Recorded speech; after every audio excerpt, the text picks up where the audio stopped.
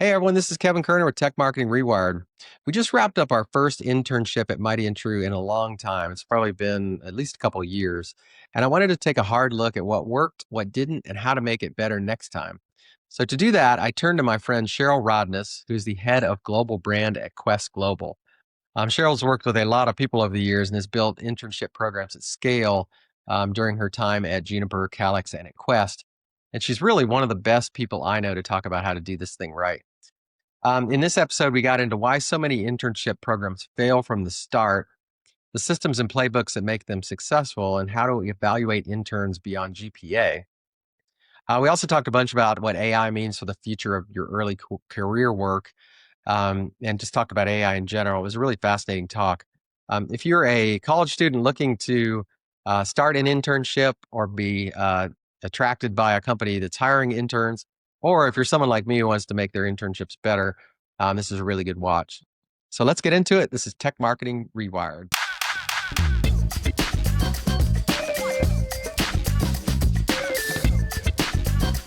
Cheryl, thanks for being here. I'm really looking forward to this one.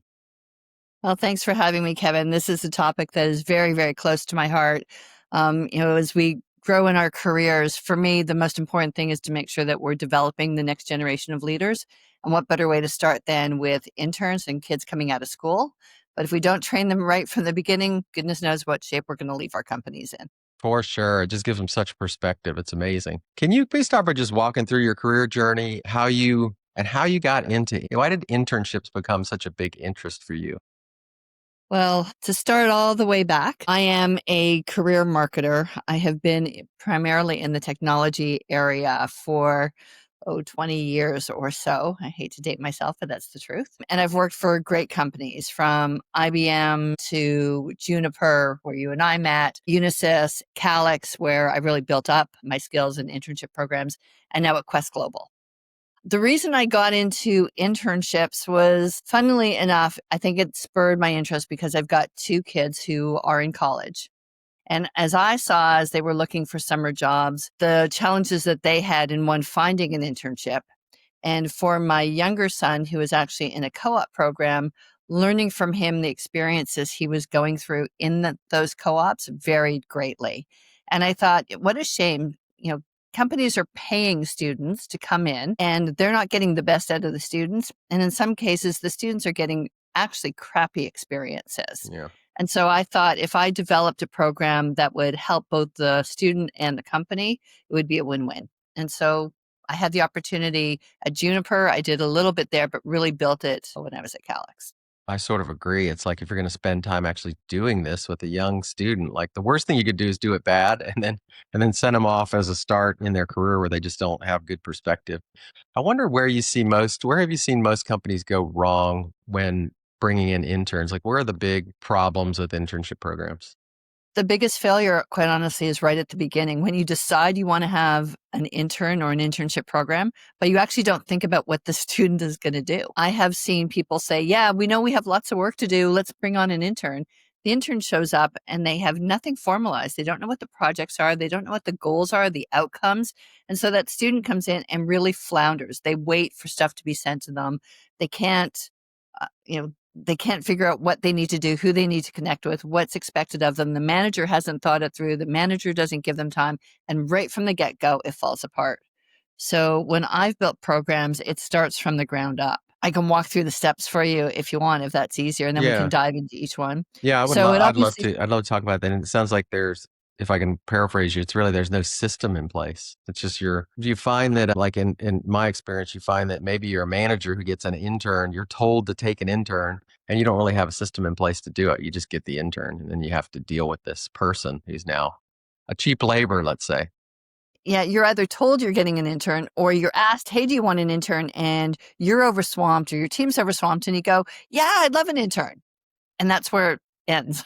Yeah. Nobody thinks about it after that till the person shows up. And it's like, oh, what am I going to do with you? Yeah. So walk through it, maybe at a high level, the system, and let's go through each component of that system and how to do it right. Sure. So it starts with having a proper job description. What is it you're actually looking for? And what experiences do you need? Or what skill sets or value system? Like, what is it you need? Be really clear about that.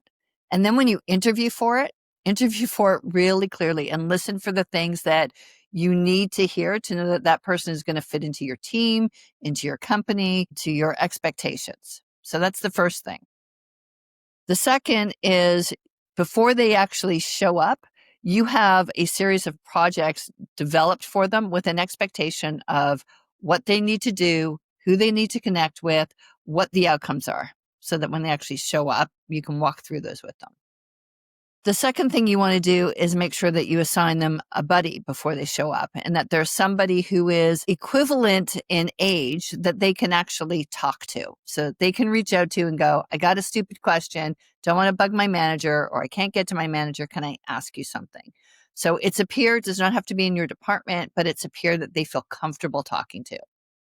The next thing you want to do is make sure that that person is invited to every team meeting. Whether or not it involves the work that they're doing, you want to make them feel included and know what's going on. And it gives them a broader perspective as to how their work fits into what the broader team is doing. The other thing you want to do is make sure that your executives at the company are fully onboarded. So one of the things I did is I set up a series of weekly sort of meet and greets with executives. So there would be one CXO assigned every week to have a talk with the intern or intern group if they were a cohort. And they would come in and it would be an hour meeting and they would give a bit of a background about who they are and what they did in the company and why they felt having interns was valuable to the company. And then talk a little bit about their journey because it helps for students to hear all the different types of journeys you can have over your career so they don't feel like they're so locked when they're in school. And then you open it up to Q&A. You give them a half an hour for Q&A. And if you're smart, you seed a couple of questions so that the students feel comfortable asking because something's been done first and breaks the ice. Then I always set up a session or two through the summer with HR so that they can actually bring in their resumes and talk about interviewing, or a session just for the juniors and the seniors to be able to talk, or rising juniors and seniors to talk about what to ask when they're looking to interview for their first job. And then there's weekly checkpoints with your manager on status of your project so nobody feels like they're failing. There is probably a once a month checkpoint with the CXO that you report up to if you can, so that they see visibility of what they're doing. Before the end of the summer or the internship, I would set up a cohort session for the students to present the work that they've done to the CXOs as a group, or at least the one that heads up their department, depending upon how many interns were in that group. I created a template that helped them understand how you present to a CXO, walk through all their presentations beforehand to make sure that they were appropriate and they demonstrated the value they brought back to the company. And then for the managers who hired them, we did an out of program evaluation where a lot of companies have their own 9-box system for evaluating their employees. We had a 4-box for students Hmm. so that we could then go back and rank the students. And when we were looking to fill the positions, you always started with the top right quadrant. And that was kind of the system. Yeah, that is incredible. I mean, that's end to end. Now I wanna start back up at the top because there's some really good stuff in there and things that I probably got wrong. What type of jobs do you think are right for internships? Or how specific do you have to get in the job description when you're looking for an intern? It depends on the job. So when the last company I did this with, we did internships literally. We had 65 interns across the entire organization, including legal, believe it or not. So all the way through. So if you're talking specifically about marketing, you have to think about where you need the help, first of all. A lot of places are finding that social media is a great place to add internship talent. And honestly, it is because it's the interns and the students who better understand the platforms. They understand the type of content that their friends are consuming. They know the best way to videotape, to edit, all those kinds of things. So I've often found social media to be a really good project for an intern. But there's also copywriting that could be done. There could be art direction that could be done. If you're looking for in-house people, you take them out of, schools where they've got art programs, or English majors for writing programs, typically where they want to become copywriters. You can look at it from a demand gen standpoint in helping them understand how you build flows, or how you use AI to support your first draft of press releases or copy. It can be all over the board, but think about it as stuff sort of at the bottom of the funnel that needs to get done in projects where you still have oversight, but people have some creativity to, to do the work. Would you recommend that you keep it pretty narrow, or do you, if you're, let's say it's a marketing intern, do you bring them in and say, okay, you're going to be working on social media this summer? Or do you say, okay, there's a bunch in the work stream that, we could have you work in, and we're going to give you full visibility to it all? What works best? Well, it depends upon if you're hiring a freshman or a senior, and it depends upon whether or not they've had other experiences as to whether or not they can handle that array. I would say from a lot of what I've seen, giving them one project, a good project or a series of projects within one area works better because they can get deep, or at least they can get more proficient. If you move them around to too many things, there are too many connection points they have to make, too many parts of the puzzle that they have to understand, that I think is a lot harder. Yeah. Unless they're really adept, that's hard. Yeah, and I suppose it still needs to prove some value back to the company too. So you want to Absolutely. point it in an area where they can actually make an impact. Otherwise, Right. you're just kind of wasting money. You need to know what you expect to have delivered, and you Yeah. need to set those expectations. You need to help them deliver. You've got to be available to answer the questions and ensure that they can get the work done. The first time's never going to be right. The second time, probably not, but they'll get there. But if you're not giving them the attention they need to understand what has to be done, you'll never get the output. And then you'll go, well, that was a waste of my time. Yeah, that's really good advice. Okay, so now let's say you've identified a position, candidate sourcing, like intern sourcing. We had our intern this summer was referred by a friend of mine who is a university professor. So it was real easy. He goes, "This is my best student."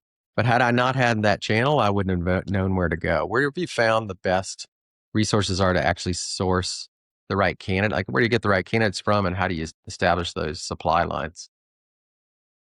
Schools are a great place. Yeah, I hate to admit it, but children of friends and people that work with you, they've always got students who are looking for yeah, summer jobs if they're the right fit. And then, quite honestly, on LinkedIn, you can post a summer internship job on LinkedIn, as many companies do. Do it organically. You don't have to pay for a paid ad.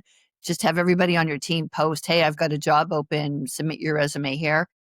We were getting over 500 resumes per internship at one point in time. I mean, you will have no shortage.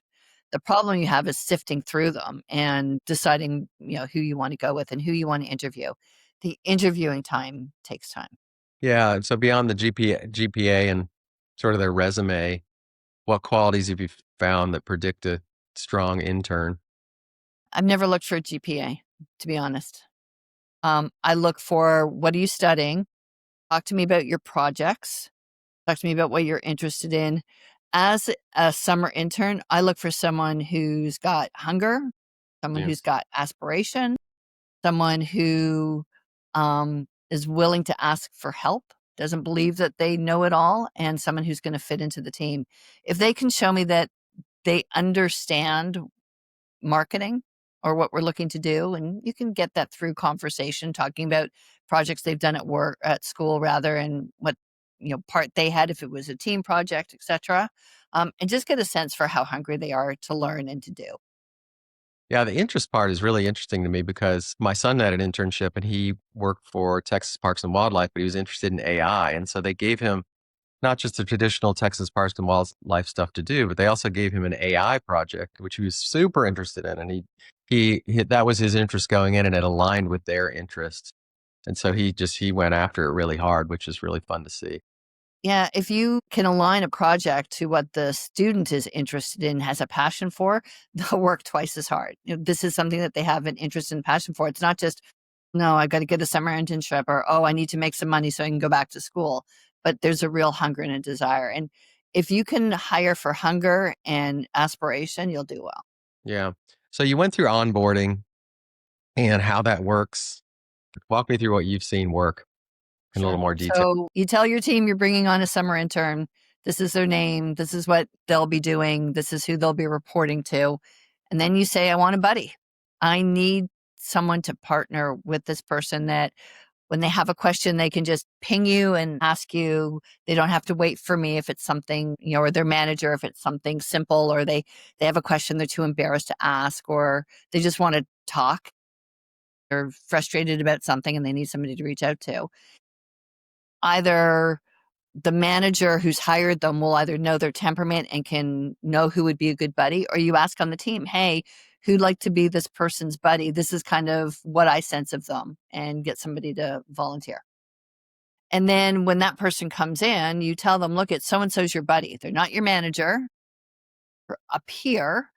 They're the person you go to when you have a quick question or you just need somebody external to talk to. You don't want to go to your manager. You don't want to go to me. It's not something where you have to go to HR, but it's just like, hey, can I talk to you? I need to know something, or I want to get something off my chest or whatever. And so that's set up beforehand. And you ask those people to kind of meet in the first week and then set up their own rhythm. Do they have regular conversations, or just, hey, reach out when you need me?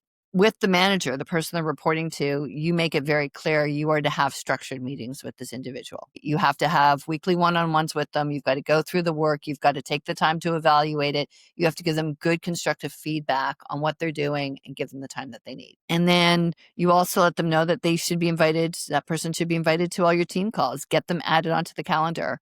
If I'm doing all hands, if this person doesn't report to me and I'm doing an all hands call with my team, I invite that individual, make them feel welcome. The hardest part is when you are a virtual company, as I typically am and my teams typically are, you need that student to be able to make the connection. And you need to make them feel that being remote is still a professional job, right? You can't be in your dorm room with, your bed unmade, or roommate coming in and out of your dorm room, or coming in and out of the bathroom. You laugh, but during the pandemic, I actually had to give etiquette lessons to our cohort. Hey guys, I know it's the pandemic, but shirts on, no tank tops, women. Your bed needs to be made. Your doors should be closed. I don't want to see what's going on in the hall. If you're at home or in the dorm and you're working and you're on a call, have a little sign made up that says, hey, I'm on a business call. Like, be professional. I laugh, but I had to teach some basic etiquette because they never had experiences. They've never worked remote, and it's the pandemic where everybody is super casual anyway. Yeah, and they just may not have the context of what a real business is, right? So giving them that advice early on is really super valuable. For the mentors, though, do they need their own set of training? Have you seen a ways to get them more engaged, or do they have to raise their hand as mentors? As they have to want to do it as well? It's a bit of both. You never or I've never voluntold anybody. I've typically gone to someone and said, "Hey, I'd like you to be so and so's mentor coming in," and they typically don't say no. But you need to be mindful of who you're setting up. There are people in your organization that would be a good mentor, or a buddy, so to speak. And, those who might not necessarily give somebody the time or whatever, doesn't have the right temperament to do it. So you've got to match it appropriately. And typically you'll find, especially if you find somebody who's been out of school for maybe 2 or 3 years, they remember what it was like coming in. And they'll go, "Well, of course, I'll give them the help and support they need. I remember what that was like. And you know how it can be scary or intimidating or just unknown, and they want to help." Yeah, okay, that makes a lot of sense. And I love the idea of these checkpoints that you mentioned along the way, and even checkpoints with the CXO team. That's really valuable because it gives them face time with the senior people at the company. Now, you have to prep them. Yeah. You don't want to send them in blind. So I would always take the time to go through what should the conversation be covered. If you've got the time with them, what are the kinds of things that you should be asking them? If you're going to prepare materials, let's go through it ahead of time. Let's focus on what the key points should be, because you don't want to waste the CXO's time either, or the head of the department or whoever. You need to make sure that the time is valuable and as seen as valuable. And me having them meet with HR is really useful too, because that's Mhm. another department that they're going to could potentially have to deal with at the company. So CXO, HR, super interesting. So when you get to evaluation and feedback, you mentioned that it needs to be relatively structured. What about hard skills versus soft skills? Like you might have people that are really good at their job, but didn't have any soft skills or vice versa. That all gets built into the 4 box. So if you think about the 4 box, you're looking at skills and performance. And that performance often comes down to a lot of soft skills. Like, were they able to interact? How did other people feel about them? Now, depending as you go to build your 4 box or put your person in the 4 box, what a lot of us did is sent out surveys to the people that they interacted with, a very quick survey. They just got a quick overview of what was it like to work with this person? Efficient? Did they use your time well? Did they ask good questions? Did they work well with the team, etc.? Whatever the questions are that you need to ask, but that gives you a better sense from the constituents that they worked with. How did they perform? And then you take that back with your own feedback, and then the manager puts them in the 4 box. Have you ever seen an intern that just blows you away at a project where you're like, oh my gosh, this person is a genius. We have to hire. This is amazing. Yeah, I've hired a couple of my interns. Yeah. In fact, I hired one intern who was the son of a very good friend. His qualifications were perfect, exactly what I needed. Yeah. So it was the right person, and brought him in for an internship. What we typically did was they were brought in for a summer internship. If you liked them and they were performing well, you would ask them, or they would ask you, gee, can I extend this through, some hours during the school year? Students can always find time for a few hours. And if you liked them and thought they were worthwhile, you would say yes. And then as they came up to graduation, you kind of started having conversations as, can I hire them? With this individual, hired them during the summer, kept them through 2 semesters, going back part-time, and then talked to them about a full-time job, and they're there, it's probably 3 years later. Yeah. Super interesting. And I've Cause done that with a few people. yeah, I mean, that's what we're doing with Audrey, this intern is she's so good. We were like, well, we're just going to keep her going through the semester. And typically the young adult wants the work, but it's like perfect because they slowly get integrated into your company to the point where they can actually do the work really well. And that's the nail on the head. If you do this properly and you find that diamond in the rough and you keep them through their academic program, you help them because what they learn, they take back into their classes and they have real world examples and experience.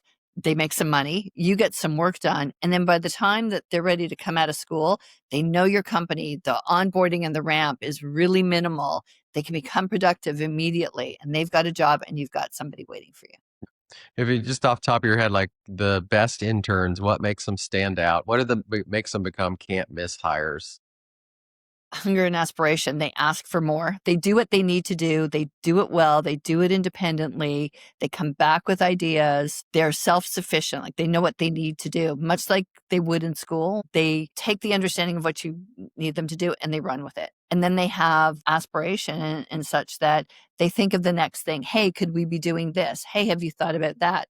Whether or not it's a good idea or not doesn't matter. It's their thinking about what can we do that's going to help advance the business goals. How do you measure or should you measure the ROI in some meaningful way for the business? We always measured in terms of, did the projects that we laid out to be done get done?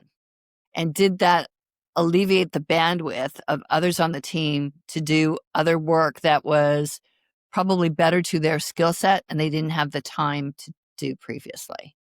And that's how we would measure it. Was the person effective? Did they get the work done that we needed to get done? Did it allow the other members of the team to do other work?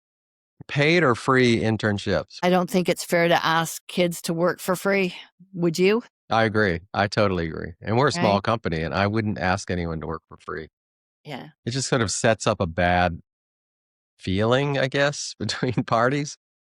It does. And this is a discussion for another podcast, but the loyalty or the commitment that this generation coming out of school has towards companies is very different than probably what you and I have, Kevin. And so if you're not going to treat them right, why should they treat you right? Right? So they'll take more days off. They'll be less committed. I'm not getting paid for this anyway. What's it really matter?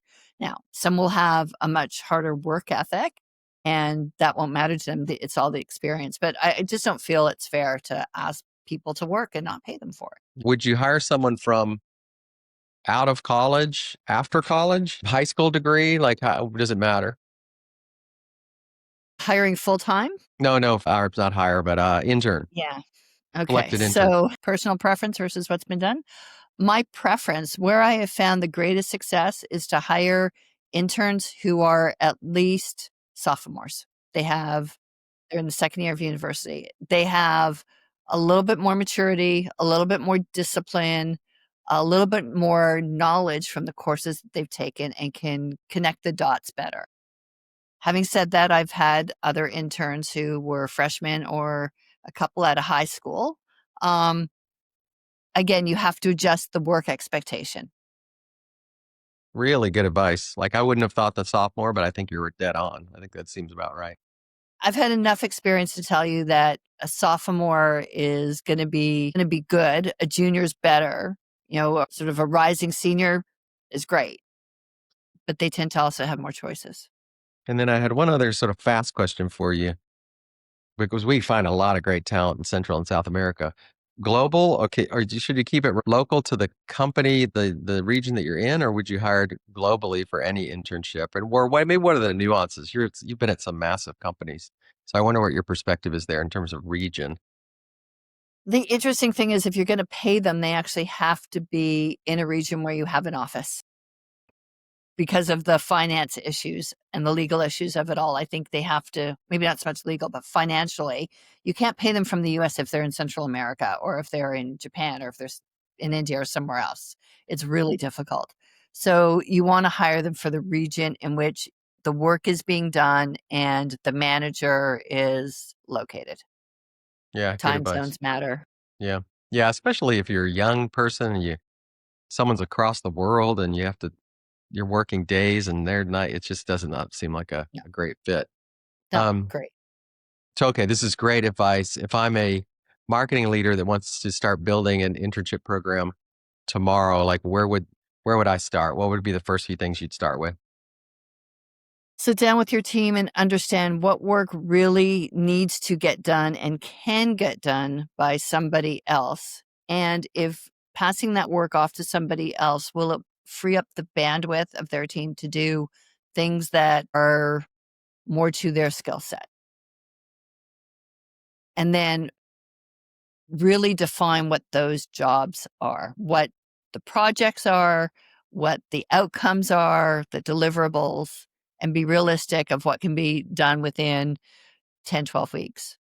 I also wouldn't do it in less than really 10 weeks. Yeah, good advice. So 10 weeks you think is like the minimum.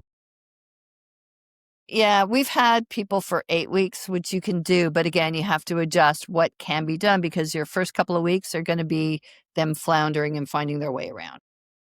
You know what's interesting too for your team? I hadn't thought of this, but we preach this a lot at Mighty and True about building systems and Mhm. automation and repeatability and standard operating procedures to scale. And you've been at bigger companies, so they probably had a lot more scale. But if you're forcing yourself to go through the process of hiring an intern and really going through that, you really have to have systems that you can show them to work on things. You can't just like drop them in and say, "Hey, figure this." You can tell them figure this out, but you could tell them figure out how to build a system for you, which I did with my intern, but it really gets your company thinking about like how do we repeat the things that we do? Playbooks are really, really important. We have a ton of them at Quest Global across the marketing organization. Every time we do something new, create something new, we create a playbook of how do you do this? How do you execute on this type of program or activity or deliverable or whatever? Because you do need to point people to playbooks. So there's a lot of companies that don't have that same bias. So if you're a company that doesn't have any playbooks and you're just it's all done by everyone's sort of tribal knowledge, it seems like it'd be a lot harder to have someone younger in. But then you can now actually ask them to document and create the playbook for you. Yeah, yeah, good point. If you don't have one, you're saying, go ahead and do this. Let them document what they're doing because they're learning it for the first time and their documentation will be pretty thorough. Yeah. Let's talk a little bit about the future. So the future of everything right now is AI. How do you think internships will evolve as AI reshapes early career work? Is there any effect that AI has on this stuff? Well, again, if we're talking about marketing, for sure. I had a summer intern and I had her using AI. I had her working on copy, on scripts, on PR releases. And I said to her, I'm going to walk you through our system, which is it's an intake where you sit down with the expert, the SME, and ask a series of questions and get the input. And then I want you to go through that and understand what an intake session looks like. And then you're going to take the input and you're going to put it into AI and you're going to ask it to create a press release or a script or whatever it was that we were doing. And then I want you to read it, make sure it makes sense, massage it, and then bring it back to me and we can take a look at, how we execute on this. The biggest mistake people make is that they feed it into AI and go, okay, I'm done now. Yeah. Oh, Yeah. if I take out the M dashes, it looks like I wrote it. Yeah. No, they're going to have to use AI. We all need to use AI. I think it's a brilliant tool, but I call it first draft. AI is a first draft capability from a marketing standpoint. It saves time because it allows you to get the basics behind you. But if you don't have somebody looking at it, reading it for readability, for context, for impact, for all the things that we need, relevant, emotive, distinctive, makes sense that it's coming from your company. The quotes make sense. They're the tone of voice from your people, the tone of voice of the release, the script, whatever it is, then you're dead in the water. There's no sense using it. So Yeah. it's You a know, great way to start first draft. yeah, I completely agree. And what's an amazing scenario for a young person in an internship is seems like using AI and with deep research and things, they can get the information so much faster and they can talk to AI to get what they need to get something done. Where in before AI, it would have been a lot of Googling and research and things they would have had to do on their own. So it seems like it speeds the outcome to that first draft for them. And then, but I agree, they do need someone with some context that can review things. We had a lot of AI output from our intern this summer, and it was great. But having done this for close to 40 years now, I'm like, okay, well, it needs a lot of massaging. But isn't it now that, like, if you're a intern, you may be able to dig into stuff that you wouldn't have been able to dig into before, just because you have this amazing coworker tool. I agree, and I think it gives you exposure to do things because AI allows you to get ahead of it. So if you're not a great writer, it gives you a way to start, and then you can read through it and figure a better way to massage it. But I can't stress enough how important it is to read what's coming out of AI. I'm going to give you an example. I was working on an email for something for a project, and it was going to potential client, and it was just taking I had pulled some information about their quarterly earnings, and the email that came back, "Dear so and so, congratulations on an amazing quarter." And I looked at it and went, "Wait a minute, I don't think they had an amazing quarter." When I take a look at the financials, well, the amazing quarter was they went from losing like 14 negative 14 the previous quarter to negative 6 or something like that this quarter. AI looked at it as an amazing quarter. I'm like, "Whoa, I'm not saying this one. Congratulations on only being down 6%."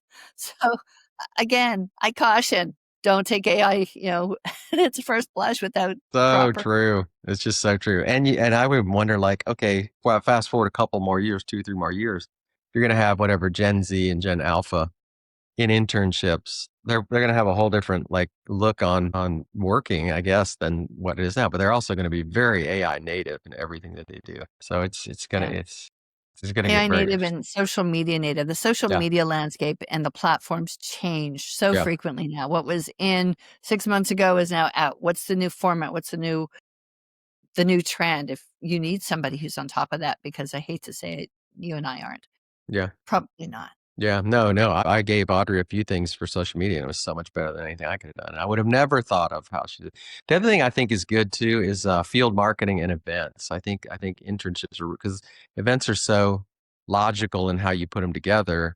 You got to kind of see around the corners of things that can go wrong, and a lot can go wrong. But it is a lot of sort of critical thinking that I think is really good for interns to do. Yeah, the detail required behind an event is Mm, actually really good for them to understand discipline. The challenge, I would say, with some interns is they may not have necessarily the sense of style or finesse that you may be looking for. So you always need to kind of look over the shoulder a little bit. clearly. Well, this has been great. I mean, I think we've gone through just about everything: onboarding, mentorship. I've taken a ton of notes, evaluation, hiring, ROI, really good stuff. I have one last thing I do with my guests here, which is called AI roulette. And It's basically I load the questions I was going to ask and your profile into Perplexity, and then I hit go, and it gives me a question. So and typically the roulette questions are the best questions of all because my questions suck so bad. But so let me hit send here, and let's see what it does. So this is interesting. Okay, it says, under what circumstances would you trust AI to entirely pick your interns? Circumstances. I really have to think about this. I could come up with a really That's sorry okay. I know what my question. answer would be. Planning a 3-year-old birthday party? Yeah, right. Yeah, if you were just doing the bare minimum, that would be it. I don't know. I don't know what I would trust AI to do 100%. From a work perspective, nothing. From a personal perspective, they can plan a dinner party and recipes for me. That is dead on. That's exactly what I was thinking. I was like, not much. I would maybe manage my calendar, I guess, and that just shows you the confidence we have in AI right now. Exactly. Yeah, they can plan my dinner. If dinner's no good, I can toss it out and know Yeah, that it's right. no harm, no foul. Good question, Perplexity, but no, we would not. We're not going to trust it. I saw something today. I was just reading about how candidates don't trust that AI can pick them as the right candidate. So all these young college graduates, there's a bunch of AI systems that are now trying to pick them as a candidate. They're sifting through all the resumes that companies get, and like 60 or 70% don't believe the AI is picking them right. But at the same time, like almost 60 to 70% are using AI to write their resumes and cover letters and all those things. So it's kind of like the battle of the two AIs when it comes to hiring these days. Yeah, I would agree. I think HR, in many cases, not in all, rely too much on AI to sift through resumes because they're putting in keywords and they could be missing lots of keywords. I also know of students who are writing multiple resumes and sending them through to a company to see which word gets picked up. Yep. So I don't know if that's just a waste of time and overflow into an inbox for resumes, to be perfectly honest. And